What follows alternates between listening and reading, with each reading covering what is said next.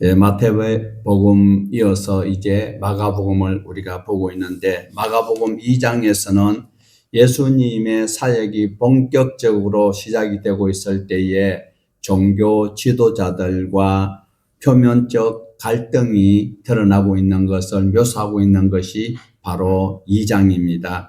예수님께서는 중풍병자를 고치시고 또 죄를 사하는 권세를 선포하셨을 뿐만 아니라 또한 세리 레위를 부르셨습니다. 그리고 죄인들과 함께 식사하시는 그것을 또 많은 바리새인들과 서기관들은 못마땅해 하고 있었고, 또 그 중에서도 핵심적으로 금식의 논쟁과 안식일의 논쟁을 통하여서 우리 주님을 힘들게 하고 있고, 그리고 기존의 형식과 종교 생활에 익숙하던 그들이 하나님 앞에 예배할 때에 자기네들이 받고 싶어하는 것만 챙기는 오늘날의 그리스도인들의 모습 또한 2장 속에서 얼마든지 볼 수가 있습니다. 그래서 예수님의 사역이 단순히 치료나 그리고 가르침을 넘어서 기존 종교의 체제를 충돌시키는 그런 말씀들이 있기에, 오늘 또 내 생각을 하나님의 말씀에 부딪혀서 깨진다면 가루가 될 수 있는 저와 여러분 되셔서 생명의 말씀에 하나님 앞에 바로 양식을 공급받는 그 특혜를 놓치지 않는 시간 되기를 원합니다. 우리 1절에서 2절을 보시겠습니다. 후에 예수께서 다시 가버나움에 들어가시니 집에 계시다는 소문이 들린지라 많은 사람이 모여서 문 앞까지 들어설 자리가 없게 되었는데, 예수께서 그들에게 도를 말씀하시더니, 예수님의 사역이 이제 역사의 속으로 들어오고 있습니다. 그리고 예수님께서 사역을 감당하고 있던 전진기지가 바로 가버나움이었던 것을 우리는 너무나도 잘 알고 있습니다. 많은 사람들이 기적과 치유의 소식을 듣고 모여들었지만은 그것은 인간의 어떤 열심이라기보다도 하나님의 주권적 섭리에 기인하였던 일이었습니다. 예수님께서 그들에게 먼저 치료하시기보다도 말씀을 전가하셨다, 도를 전가하셨다라는 것을 꼭 기억을 하셔야 합니다. 오늘 많은 그리스도인들은 하나님의 말씀을 제쳐놓고 자기 이익과 자기의 필요를 하나님 앞에 구하고 얻어가기 위해서 종교생활하는 그런 종교인들이 바로 타락된 기독교의 한 단면을 보여주고 있다는 것을 우리는 명심하셔야 합니다. 구속사적 관점에서 볼 때 구원은 하나님께서 우리에게 주시는 선물이고 은혜인 것입니다. 그러나 믿음은 역시 하나님의 말씀이 기록되어 있는 성경을 통하여서 우리의 믿음을 저울질해 볼 수 있고, 또한 저희들이 바로메타로 삼을 수 있다는 것을 기억을 하셔야 합니다. 말씀 전가하시는 우리 예수님은 은혜의 중심의 방편 속에서 무엇을 우리에게 보여주시는가? 단순히 병을 고치는 데만 있지 않고 있습니다. 말씀을 듣는 그 태도와 말씀을 어떻게 수용하느냐가 그에게 영생에 도달할 수 있는 기회가 된다는 것을 보여주고 있습니다. 수많은 사람들이 모여들고 있습니다. 수많은 성도들이 모여드는 그 교회에서 어떤 일이 일어나고 있는가? 하나님의 말씀을 간절히 사모하는 인간들이 있는가? 하나님은 오늘도 굽어 살피시고 계신다는 사실입니다. 예수님은 1차적인 그 관심은 바로 하나님의 통치와 복음 전가하는 그 일에 있었습니다. 많은 기독교인들이, 오늘날 많은 또한 복음주의자들이나 은사주의자들은 치료하는 데만 목적을 두고 있습니다. 우리 주님은 오셔서 그렇게 하지 않았어요. 말씀을 자세히 보시라니까요. 하나님의 통치와 그리고 하나님의 말씀을 가르치는데 우리 주님께서는 중점을 가지고 계셨습니다. 표적은 언제나 말씀을 확정하는 거기에 사용되는 MSG와 같다라는 것을 여러분은 꼭 명심하시면 신앙생활 하다가 실망하지 않고 이길 수 있다는 것을 다시 한번 말씀드립니다. 표적과 기사는 하나님의 말씀을 들을 수 있도록 하는 그 길에 몽화승생과 방불하다는 것을 기억하여야 합니다. 3절에서 5절입니다.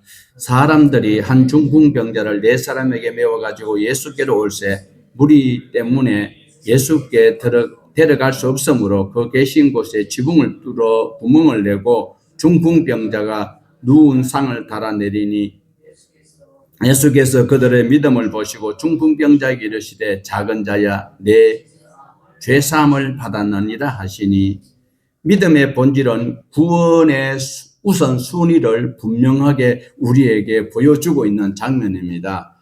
그냥 사람을 통하여서 저자를 통하여서 기록되어 있는 성경이지만 그 기록되어 있는 그 문법이나 또한 그 모든 과정을 통하여서 구원 얻는 그 순서를 우리 예수님께서 보여주고 있습니다. 네 사람이 중풍병자를 데리고 왔는데 많은 사람들이 있어서 예수님께로 갈 수 없으니까 그들이 뭐 했습니까? 그들은 단순한 열심이 아니었습니다.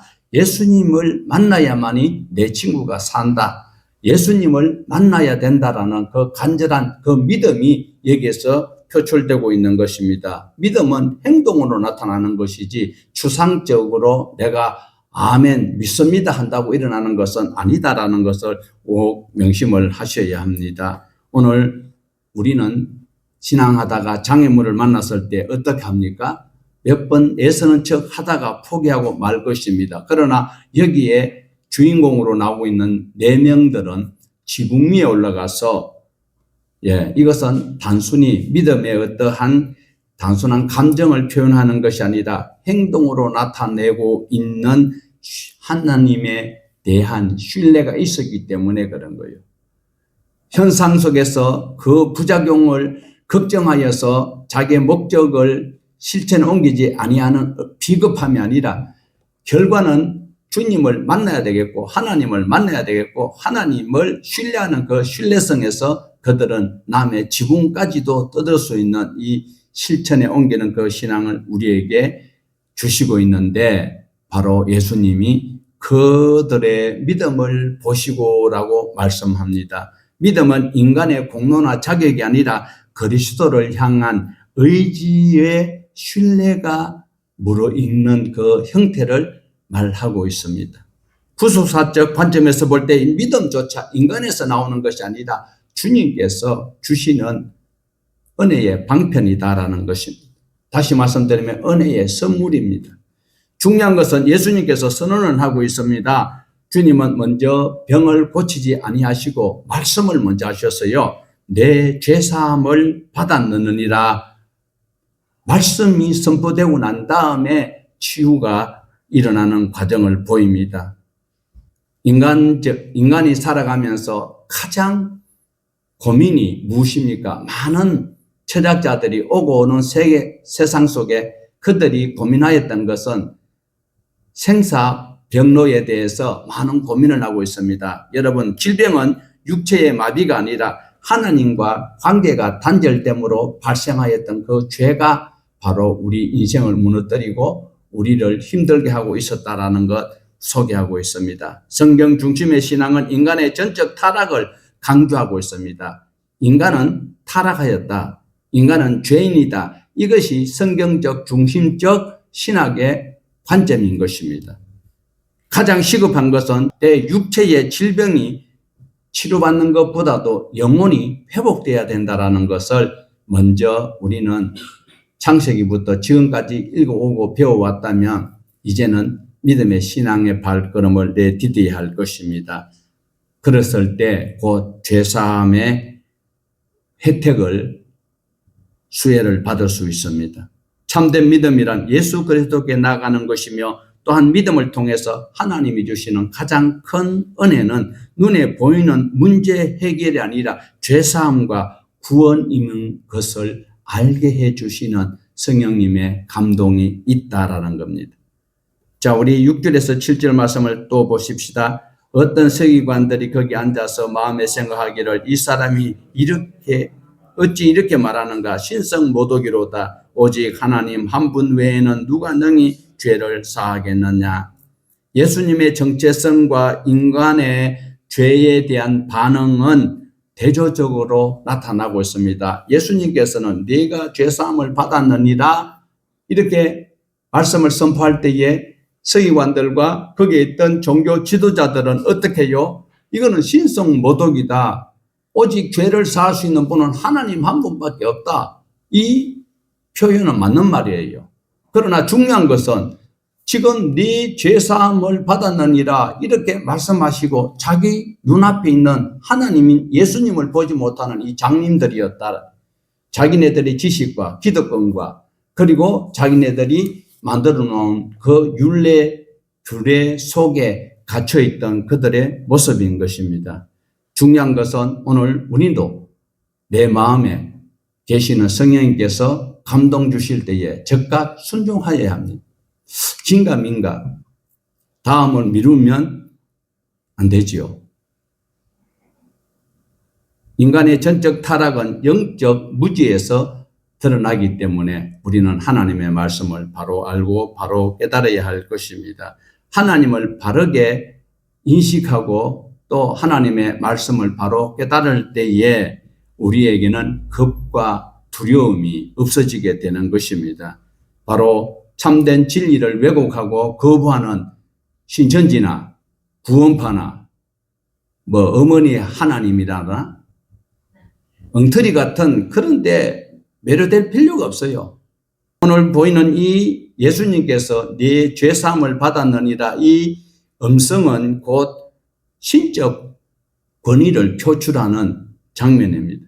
죄를 사하는 곳에는 하나님께만 있는 것은 사실입니다.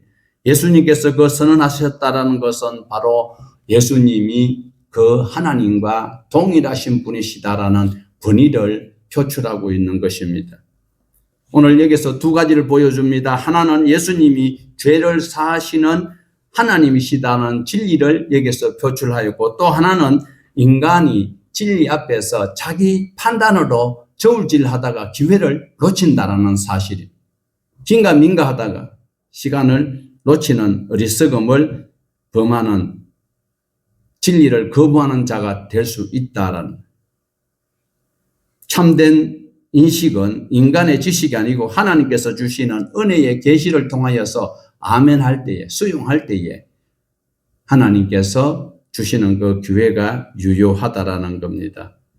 8절에서 9절 보십시다. 그들이 속으로 이렇게 생각하는 줄을 예수께서 그 중심에 아시고 이르시되 어찌하여 이것을 마음에 생각하느냐 중풍병자에게 내 죄사함을 받았느니라 하는 말과 일어나 내 상을 가지고 걸어가라 하는 말 중에서 어느 것이 쉽겠느냐. 예수님은 인간이 아니잖아요. 100% 인간 100% 신인데 그들의 중심 생각을 주님께서 아시고 드러내어서 하시는 말씀이 바로 무엇입니까? 인간의 내면까지 다 아시는 분이에요. 여러분 머리카락까지 다 세시는 분이 하나님이시다라는 것 우리는 알고 있습니다. 그러면서 주님께서는 그들에게 질문을 합니다. 내 죄사함을 받았다 하는 말과 일어나 걸어가라 하는 말 중에 어떤 것이 더 쉽겠느냐? 단순한 비교가 아닙니다. 겉으로 보기에 우리가 보기에는 병 고치는 것이 훨씬 어려워 보여요. 그러나 정작 죄를 사하는 것이 훨씬 더 어려운데도 우리가 볼 때는 겉으로 나타나는 그 질병 치료하는 것이 더 어려워 보이고 있다는 겁니다. 실제로 더 본질적이고 중요한 것은 죄사함이지만 사람들이 죄사함에 대해서 신경을 쓰지도 않습니다. 제가 배탈이 났어요. 갑자기. 배탈이 났으면 내가 무엇을 어떤 행동으로 어떤 음식을 먹었기 때문에 배탈이 났느냐를 먼저 깨닫게 되면 다음에 반복하는 그런 실수는 없을 것인데 배가 탈났으면 약국에 가서 무슨 약을 달라 그래요? 희한하게 한국 사람들은 배 안 아픈 약을 주세요 해야 되는데 배 아픈 약 주세요. 그런데도 그 의사는 또 배 안 아프게 하는 약을 줘요.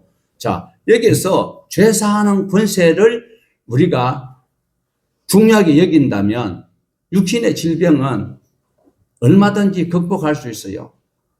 아니 주님이 치료를 안 해주시고 내가 지금 진짜 죄가 많거든요. 여러분보다도 더 죄가 많은 사람인데 제 죄가 사함을 받고 지금 내 병이 제가 어떤 병인지 여러분 모르잖아요. 그 어떤 병이 있는데 그 병으로 인해서 제가 죄사함 받고 내가 죽는 것이 좋을까요? 아니면 죄는 그대로 두고 육신의 질병만 고침받으면 좋을까요? 나사렛 예수 이름으로 명하노니 더러운 귀신아 질병아 무슨 희한한 고질병 이름을 부르면서 물러가라 막 이래 선포하되 성경에 그러하라고 돼 있어요. 희한한 게 우리 기독교를 지금 다 망쳐놔 놓고 이단들한테 요거도 물짓을 다 하고 있잖아요.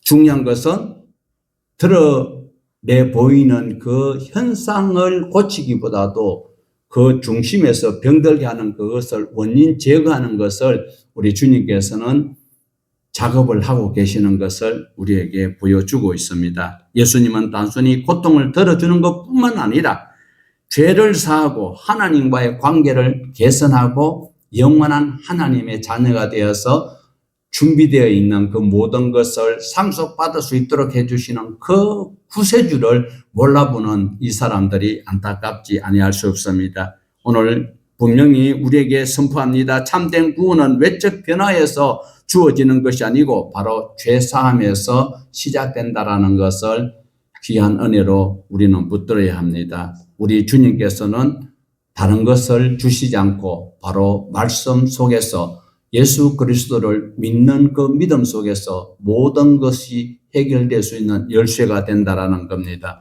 눈에 보이는 문제 해결에 머물지 말고 우리 중심의 죄를 주님 앞에 철저하게 내려놓아야 돼요. 교회 와서 꼿꼿이 하고 교회 와서 찬양도 하고 그러면서 자기의 집안의 동기들과 대인관계가 원만치 못한다면 천국 갈 자격이 있다고 이야기할 수 있을까요? 교회에서는 헌신봉사, 충성봉사 너무나도 잘하고 누가 보아도 천사 같고 주님께서 기가 막힐 방법으로 복을 주셔야 될 것 같은데도 교회 문 밖에만 나가면 형제끼리 형제를 사랑하지 못하고 부모를 공경하지도 아니하고 오히려 공격하고 이런 빌어물 인간들이 교회에 수복하다 보니까 전도가 될 일이 있겠어요? 복 주고 병 고치고 잘 된다고 할 때는 교회가 터져나가는데 하나님의 말씀을 구절구절 강의하면 지루하고 진부하다. 자, 10절에서 12절입니다. 그러나 인자가 땅에서 죄를 사하는 권세가 있는 줄 너희에게 알게 중풍병자에게 말씀하시되 내가 내게 이르노니 일어나 내 상을 가지고 집으로 가라 하시니 그가 일어나 그 상을 가지고 모든 사람 앞에서 나가거늘 그들이 다 놀라 하나님께 영광을 돌리며 이르되 우리가 이런 일을 도무지 보지 못하였다 하더라. 한 영혼을 향한 주님의 깊은 은혜와 그 은혜를 드러내는 하나님의 권세가 얼마나 놀라운지를 표현하는 구절이 10절에서 12절입니다. 사람들을 눈에 보이는 그 중풍병자가 고침받는 것을 기대를 하고 있습니다. 그러나 예수님께서는 먼저 보이지 않는 근본적인 문제, 죄를 먼저 치유를 하십니다. 인자가 땅에서 죄를 사하는 권세가 있는 줄을 너희로 알게 하노라. 이 말씀은 예수님께서 단순히 육체의 고통을 들어주기 위하고 경감하기 위한 것이 아니다라는 겁니다. 영혼을 새롭게 하셔서 구원의 그 모든 것을 풍성히 누릴 수 있는 영육간의 평강의 소유주가 될 수 있도록 해주시는 치유하시는 구세주인 것입니다. 예수님께서는 일어나 내 상을 가지고 집으로 가라.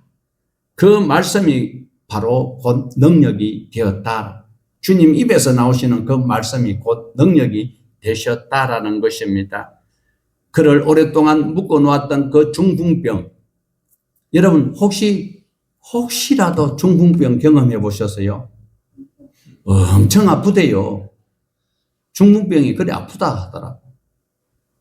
그 중풍병으로 그의 모든 생각과 생활이 얽매여 있었던 그에게 우리 주님께서는 즉시 일어나서 내 상을 가지고 집으로 가라. 우리가 열왕기에 보면은 왜 나만 장군이 엘리사한테 왔을 때 엘리사가 막 아픈 곳에 막 잡고 막 신의 이름을 부르고 만져주기를 원했는데 요단강물에가 씻으라 이러니까 신경질 나가지고 가자. 이 똥물 같은 요단강이 이게 우리는 그보다 훨씬 더 그렇게 이야기하기 쉬운 것이 지금 우리의 심정이단 말이에요. 그런데 예수님께서는 바로 어떻게 해요? 그 영혼과 육체를 힘들게 하고 있는 그 병을 치유하시기 위해서 여러 가지 다양한 방법을 여러 사람들이 보는데 시각적인 어떤 수고와 그 노력이 보여져서 고침받는 것이 아니라 일어나서 내 상을 가지고 집으로 가라. 이 한 말씀이 바로 창조적 말씀이었고 그를 올가매고 있던 그 더러운 질병들이 헤어지는 이런 모습을 보여주고 있습니다. 하나님의 말씀은 단순한 위로가 또 격려가 아니라 영생을 얻도록 해주시는 단초가 되고 있다는 겁니다. 그 말씀에 순종할 때에 그 은혜가 실제의 삶으로 주어진다는 사실을 기억하십시다. 이 놀라운 광경을 보았던 그들의 입에서 이구동성으로 나오는 소리가 무엇이었습니까? 우리가 이런 일을 도무지 보지 못하였다. 우리 1장에서는 어떻게 했어요? 나병 환자가 고침받고 예수님께서 입 다물고 조용해라 이랬는데 자기는 너무 좋아가지고 떡을 세워서 소문을 냈는데 오히려 예수님이 이런 분이었다라고 소개하는 것이 우리는 착각할 수 있지만 우리 하나님이신 예수님께서는 다음 사역지에 공식적으로 예수님의 모습을 드러내지 못하도록 방해하는 일이 생겼다. 그러므로 크든 적든 내 욕심으로 내 열심으로 신앙을 하면 안 된다. 하나님의 말씀대로 순종을 해야 된다. 주님이 하지 말라고 하면 입을 닥치고 있어야 되는데 떡을 써서 그러니까 예수님께서 공식적으로 얼굴을 못 나타내셨다라는 거. 지금 이 자리에서는 예수님께서는 이런 방구가 없어요. 그런데 그들이 하는 소리가 이런 일을 도무지 보지 못하였다. 누가요? 종교 지도자들이. 자, 우리 13절 한번 볼까요? 예수께서 다시 바닷가에 나가심에 큰 무리가 나와거늘 예수께서 그들을 가르치시니라. 예수님께서는 또 바닷가로 나가셨어요. 그곳에도 수많은 무리가 모여들고 있습니다. 교회 이렇게 되면 얼마나 좋을까? 교회 부흥되면 뭐가 좋을까요? 목사 사리 보러 가고 좋은 사택에 그리고 좋은 차 타고 교회 헌금이 많아지니까 예수님의 사역은 특정 장소에 국한되지 아니하고 계속 확장되어 가고 있습니다. 그러나 그 모이는 장소와 군중들이 예수님께서는 중요한 대상이 아니고 오직 우리 주님께서는 그들에게 다시 말씀을 가르치고 있다. 예수 믿고 부자 됩시다가 아니고 예수님께서 우리를 구원시킬 목적이 무엇인가 하면 제사장 나라가 되도록 하기 위해서 내가 이렇게 보잘것없는데도 하나님의 은혜로 내가 이렇게 살아갈 수 있다. 가나안 땅이 척박한 땅이에요. 그런데 하나님께서는 별칭을 적과 뿌리 없는 땅이라 적과 뿌리 없기는 가봐요. 그들이 갔을 때는 가나안 7족속들이 있고 비가 내리지 않으면 아무것도 할 수 없는 그곳에 하나님의 말씀으로 순종할 때에는 적과 뿌리 없는 땅. 지금도 과일 중에서 제일 맛있는 과일이 팔레스타인 지역에서 나는 거라 하는데 하나님께서 주시는 곳에서 순종할 때에 척박한 땅이 적과 뿌리 없는 땅이 되는 것처럼 예수님께서는 오늘도 가시는 곳곳마다 모여들었던 그들에게 그들의 요구를 충족시켜 주는 것이 아니라 바로 하나님의 말씀인 성경을 예수님께서 가르쳤을까요? 하나님의 말씀을 선포하셨습니다. 무엇입니까? 구수사적 관점에서는 언제나 말씀을 통해서 하나님은 자기 백성을 부르신다라는 나타나는 표적과 이적은 말씀을 깨닫도록 할 수 있는 그 서비스. 일본말로 뭐라고요? 서기다시. 예수님의 사역은 어디 있든지 동일하게 그 핵심은 기적과 이적이 중요한 것이 아니라 하나님의 말씀을 바로 가르치셨다라는 것을 우리에게 보여주고 있습니다. 14절에서 15절입니다. 또 지나가시다가 알포의 아들 레위가 세관 앉아있는 것을 보시고 그에게 이르시되 나를 따르라 하시니 일어나 따르니라. 그의 집에 앉아 잡수실 때에 많은 세리와 죄인들이 예수와 그의 제자들과 함께 앉았으니 이는 그들의 제자들이 예수를 따릅니다. 예수님은 세관에 앉아있는 세리를 부르는데 그 세리가 바로 레위입니다. 그래 마태복음을 기록한 그 주인공이 바로 알페오의 아들 레위 마태입니다. 그런데 알페오 아들이 또 따로 있어요. 여기서는 분명히 세리 레위는 마태복음을 기록한 마태인 것을 우리에게 보여주고 있습니다. 자, 그래서 중요한 것은 세관에 앉아서 지금 로마 입장에서는 세관을 통하여서 자기네들이 세금이 징수가 되니까 좋은 일이지요. 그런데 같은 동족에게 악랄한 짓을 하고 있는 이 레위는 정말 미운 사람이 아닐 수 없습니다.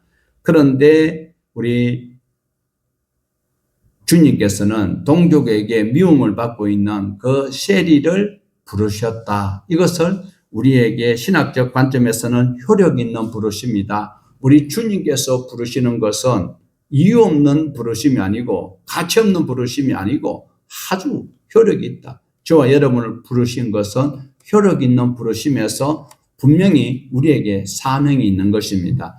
잘 먹고 잘 살고 있다가 기운이 지나여 열주에게 돌아갔다. 이 소리가 아니고 우리에게 주님께서는 최소한 내가 난 내 자식 새끼라도 천국에 데려갈 수 있도록 내 서방님을 교회에 모시고 올 수 있도록 이 악차 같은 고멜 바람난 네 아내를 교회에 데려올 수 있는 이 효력 있는 부르심이 주님께서 목적이 있어서 나를 불렀다는 사실을 기억해야 합니다. 기도는 유창하게 하면서도 효력 있는 부르심에 부응하지 못한다면 주님이 기뻐하지는 아니하실 것입니다. 16절에서 17절입니다. 바리새인들의 서기관들이 예수께서 죄인 및 세리들과 함께 잡수시는 것을 보고 그의 제자들에게 이르되 어찌하여 세리와 및 죄인들과 함께 먹는가? 예수께서 들으시고 그들에게 이르시되 건강한 자에게는 의사가 쓸데없고 병든 자에게라야 쓸데가 있느니라. 나는 의인으로 부르러 온 것이 아니요 죄인을 부르러 왔노라 하시니. 자, 바리새인과 서기관들은 지금 그들의 관심은 따로 있어요. 자, 만약에 제가 어떤 정당에 가입을 하게 되면 뭐가 됩니까? 정당에 가입한 동시에 거기에서 함께 하는 동질성을 가지게 되고요. 그 다음에 인정을 받는 거예요. 너는 우리 식구다 하는 인정을 받는 거예요. 그러니까 바리새인과 서기관들은 예수님께서 죄인들과 식사하는 것은 이것이 못마땅한 거예요. 자기네들이 원하고 있는 그 함께와 인정이 주님이 하시는 행동과 전 상반되는 그 과정을 말하고 있어요. 이때 주님께서 하시는 말씀은 바로 나는 의인을 부르러 온 것이 아니고 죄인을 부르러 왔다. 여기서 착각하면 안 된다. 의인, 자, 건강한 사람은 의사가 필요 없지요. 필요 없어요. 그런데 의사한테 가서 검진을 받아야 다음에 암이 막, 아이고, 암 말긴다. 이 소리 안 듣는다고. 미리 정기 검진을 받아야 되는 거예요. 그런데 여기에서는 의인이라는 것은 자기가 스스로 어려운 채 하는 사람들은 주님께서 안 부르시는 거예요. 그럼 여기서 의인과 죄인은 딱 말하면 주님께서 오셨을 때 주님을 인정하고 따르는 그 사람들을 위해서 주님이 오셨다라는 거지. 주님 필요 없습니다 하는 그 인간들은 의인들이고 나는 주님 아니고는 살 수 없습니다 하는 이 자세가 바로 죄인들이라는 거예요. 그러니까 주님을 필요로 하는 자들을 주님께서는 위에서 오셨고 주님이 필요 없다고 하는 자들은 자기네들이 스스로 의인이라고 여기기 때문에 주님 앞에 인정을 받지 못하고 주님의 나라에 갈 수 없다라는 것을 우리에게 보여주고 있습니다. 결국 예수님은 멀리서 죄인을 부르시는 이리 와 이리 와 이게 아니고 주님은 가까이 가셔서 그들과 함께 하셨다. 그들과 함께 먹고 마신다. 주님은 오늘도 우리 집에 내 마음의 주인으로 오셔서 나와 함께 계시는데 말씀을 하지 아니하고 계세요. 내가 어떻게 주님을 대하는 태도에 따라서 내가 의인의 반열에 서 있다고 여기고 있는가? 나는 아직까지도 주님의 은혜가 아니고는 살 수 없습니다. 부족합니다라고 여기는 그 태도를 가지는가를 우리 주님께서는 보고 계신다라는 것입니다. 그러므로 우리는 스스로 어렵다고 여기는 그 교만한 자세를 버리고 우리 주님 앞에 주님의 은혜를 요청할 수 있는 우리 모두가 되어 참된 치유와 그리고 주님의 주시는 은혜를 공유하는 지혜로운 자 되기를 부탁을 드립니다. 18절에서 20절입니다. 요한의 제자들과 바리새인들이 금식하고 있는지라 사람들이 예수께 와 말하되 요한의 제자들과 바리새인들의 제자들은 금식하는데 어찌하여 당신의 제자들은 금식하지 아니하나이까? 예수께서 그들에게 이르시되 본인 집 손님들이 신랑과 함께 있을 때에 금식할 수 있느냐? 신랑과 함께 있을 동안에는 금식할 수 없느니라. 그러나 신랑을 빼앗길 날이 오리니 그날에는 금식할 것이니라. 사람들이 질문합니다. 요한의 제자들과 그리고 바리새인들은 금식을 하는데 왜 너의 선생은 죄인들과 먹고 마시고 희희낙낙하고 있느냐? 종교적 행위로 보았을 때는 예수님께서는 경건하지 않다라고 당시의 사고를 다시 한번 확인시켜 주는 장면입니다. 그러나 예수님께서는 이 문제를 단순한 규례가 아니고 자기네들의 관계를 말하고 있는 것으로 규정짓고 있습니다. 그래서 예수님께서는 그들이 질문하고자 하는 그 모든 것에 응답하지 아니하시고 오직 주님께서 하시는 말씀은 바로 예수님의 자신을 신랑으로 비유하고 있습니다. 이 단순한 비유가 아니고 바로 하나님과 백성들 사이에 우리 구약에서 보면 신랑으로 표현할 때가 많습니다. 교회를 예수님의 신부로 표현하듯이 바로 주님과의 귀중한 그 신분을 우리에게 상세하게 소개를 하고 있습니다. 주님과 함께 있는 시간은 신랑과 함께 있는 시간은 금시간. 어제 결혼식 가가지고 금식하고 왔어요. 그럴 필요가 없잖아요. 그러니까 신랑과 함께 있을 때는 기쁨과 즐거움과 최대한 희락을 즐겨야 되고 그 다음에 신랑을 빼앗길 날이 온다. 그때 되면 눈물이 질금질금 나지. 아이고 그놈 서방님인지 남방인지 잘 갔다고 이런 사람이 있을까요? 슬퍼할 때가 있다. 금식할 때가 있다. 이 소리는 바로 신랑을 빼앗길 날이 바로 신랑이신 예수님께서 십자가에서 고난과 죽음을 가르치는 말씀입니다. 참된 신앙은 단순한 형식이 아니고 하나님의 구속 사역에서 지금 우리가 어느 때인지 분별하는 것이 현명한 자인 것입니다. 교회 와서 하나님의 말씀을 구속사적 관점에서 듣고 있는지 아니면 설교 한번 해봐라. 내 마음을 감동시켜봐라. 내가 그 설교를 내가 평가해 줄게. 어떤 부류에 들어가는지를 잘 살펴보라는 말씀입니다. 결국 신앙은 외적인 규례를 지키는 데 있는 것이 아니고 예수 그리스도와의 관계가 중요하다는 것을 18절에서 20절에서 우리에게 말씀을 하고 있습니다. 주님과 함께하는 저와 여러분은 은혜를 기뻐하는 자로 살아가야 합니다. 값없이 주시는 그 모든 혜택이 은혜잖아요. 그 은혜를 기뻐하며 살아가야 할 것입니다. 동시에 내가 이 혜택을 누릴 수 있는 것은 우리 주님께서 내 모든 빚을 갚아주셨다. 우리가 우리에게 죄 지은 자를 그 죄는 빚을 말하 빚. 내 빚을 대신 갚아주셨다. 우리는 형식적 종교 생활에 머물러서는 안 되고 형식을 넘어서는 그 신앙 가운데 신랑 되신 주님과 동행하는 기쁨과 즐거움을 기다리는 그 경험한 삶이 우리 주님을 예배하는 삶이다. 그것이 바로 산제사이다. 21절에서 22절입니다. 생배 조각을 낡은 옷에 붙이는 자가 없나니 만일 그렇게 하면 기운 새 것이 낡은 것을 당겨 헤어지게 새 포도주를 낡은 가죽 부대에 넣는 자가 없나니 만일 그렇게 하면 새 포도주가 부대를 터뜨려 포도주와 부대를 버리게 되리라. 오직 새 포도주는 새 부대에 넣느니라 하시니라.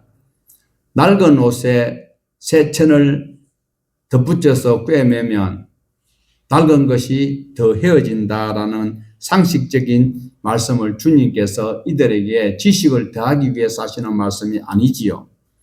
예수님께서 가져오신 그 복음은 너희들이 가지고 있는 낡아 빠진 사고방식과 종교 틀에 집어넣으면 터져버린다. 전혀 새로운 생명의 역사를 주님께서 말씀하시는 장면인 것입니다. 오늘 낡은 부대, 율법의 형식에 매여 있는 굳은 마음을 오늘 우리는 주님께서 주시는 새 메시지를 담을 수 없어요. 빨리 그것부터 회개하고 깨끗이 수순하여서 새 부대를 만들어 놓고 주님의 새 언약을 내 마음에 담았을 때 가치 있는 효력 있는 부르심에 응답하는 자의 태도를 여기서 보여줄 수 있다는 것입니다. 이 말씀은 우리에게 많은 도전을 주는 말씀입니다. 익숙한 신앙 방식과 그 형식에 머물러서 주님께서 명령하시는 그 명령은 내가 생각을 해보고 하면 안 되지. 돈 많은 부자가 마태복음에서 우리 보았잖아요. 너 가지고 있는 거 다 팔아가지고 가난한 사람들에게 나눠주라 하였을 때 그가 아멘 한 것이 아니고 생각해 볼게요. 주님이 주시는 새 마음으로 나아가기 위해서는 바로 복음이 생명이다라는 것을 꼭 명심하시고 23절에서 26절입니다. 안식일에 예수께서 밀밭 사이로 지나가실새 그의 제자들이 길을 열며 이삭을 자르니 바리새인들이 예수께 말하되 보시오 저들이 어찌하여 안식일에 하지 못할 일을 하나이까. 예수께서 이르시되 다윗이 자기와 및 함께 한 자들이 먹을 것이 없어 시장할 때에 한 일을 잊지 못하였느냐. 그가 아비아달 대제사장 때에 하나님의 전에 들어가 제사장 외에 먹어서는 안 되는 진설병을 먹고 함께 한 자들에게도 주지 아니하였느냐. 바리새인들이 지금 말하고 있는 거요. 이삭을 잘라 먹고 실제로 보면 이삭을 잘라 먹는 것은 죄가 안 돼요. 이삭을 잘라서 먹는 것은 죄가 안 되는 것이 왜 그런가 하면 신명기 23장 35절에 보면요. 자, 같이 한번 읽어봐요. 시작. 내 이웃의 곡식밭에 들어갈 때에는 내가 손으로 그 이삭을 따도 되느니라. 그러나 내 이웃의 곡식밭에 낯을 대기는 말지니라. 자, 오늘 우리 23절에 낫 가지고 배서요? 아니요. 그러니까 율법적으로도 할 말이 없는데 이 썩어질 인간들이 지금 예수님께 시비 걸고 있는 거예요. 그들은 분명히 추수와 타작이라 하는 이 노동을 했다라는 거예요. 제자들이, 예수님의 제자들이. 왜? 따서 그냥 따서 그냥 먹었으면 괜찮은데 땄지요. 따는 것이 추수했지요. 그 다음에 비비는 것이 타작이라는 거예요. 이 타작했기 때문에 율법에 이거는 돌로 쳐 죽여야 될 놈들이에요. 언제? 안식일 날 했기 때문에. 그 안식일은 누구를 위해서 있다고 해서요? 예. 오늘 또 많은 장로의 유전이 사람들을 힘들게 하고 있다라는 거예요. 그럼 뭐 장로 유전이라고 하니까 막 석유 푹푹 나는 그 유전이 아니고 자기네들이 만들어 놓은 틀. 지금 율법이 몇 개라 그랬어요? 613가지잖아요. 자기네들도 못 지켜. 그러니까 그 인간들 이스라엘 가면 그래 유대인들 자기네들은 그 주일 안식일 날 그 엘리베이터 그 버튼도 못 눌리는 이 불쌍한 인간들이. 자, 여기서 여러분 구약 성경을 한 번이라도 읽어본 사람은 양심에 찔려야 되는 거예요. 26절을 다시 한번 읽어봐요. 26절 시작.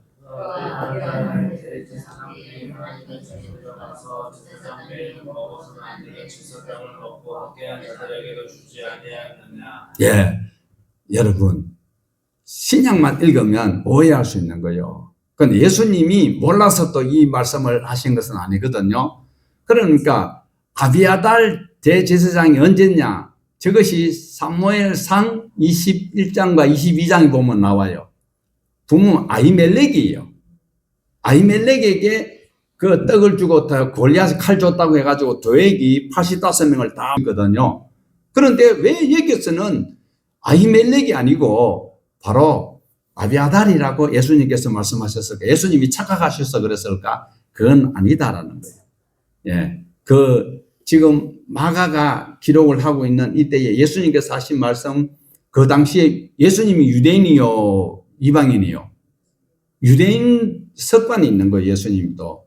그러니까 당시에 어떠한 큰 일을 했던 사람을 지칭하기가 쉬웠어요. 그러니 아히멜렉의 아들이 아비아달인데, 아비아달이 나중에 대제사장이 되거든. 그러니까 뒤에 마감하고 하는 그 수습하고 마감했던 그것을 더 위대하게 하시는 그 주인공을 표현하는 것이 그 문헌의 도구였습니다. 예수님은 단지 율법을 설명하시는 분이 아니고 생명을 살리시는 주님이십니다. 형식에 묶인 그 신앙이 아니라, 안식일 날 일했다고 지금 시비 걸고 있잖아요. 그리고 제사장만 실제로 진설병을 먹어야 되는 거거든. 그런데 제사장도 아닌 다윗이 함께하였던 그 소년들에게 아히멜렉이 그 물러낸 떡을 주었는데 그건 너희들 읽어보지 못했느냐? 누구에게요? 성경을 바싹하게 알고 있는 율법 학자들에게, 오늘 목사들에게 하고 있는 소리예요. 교만한 장로들에게 묻고 있는 거예요. 우리는 선택해야 합니다. 바리새인들처럼 규정과 기준으로 사람을 판단하고 저울질해야 되는지, 아니면 주님의 마음을 품고 생명을 살리는 그 자리로 아량을 베푸는 주님 닮은 사람으로 살 것인지 우리는 꼭 기억을 하시고, 안식일의 주인이신 주님께서 이렇게 말씀하시는데도 바리새인들과 서기관들은 제자들을 책망하면서 예수님까지 아주 고약한 사람으로 치부하고 있습니다. 우리의 삶 속에서 나타난 참된 안식이 무엇이며, 그리고 하나님의 은혜가 무엇인지를 분명하게 우리에게 소개하고 있는 이 2장을 통하여 하나님의 사람으로 우뚝 서기를 주님의 이름으로 축복합니다.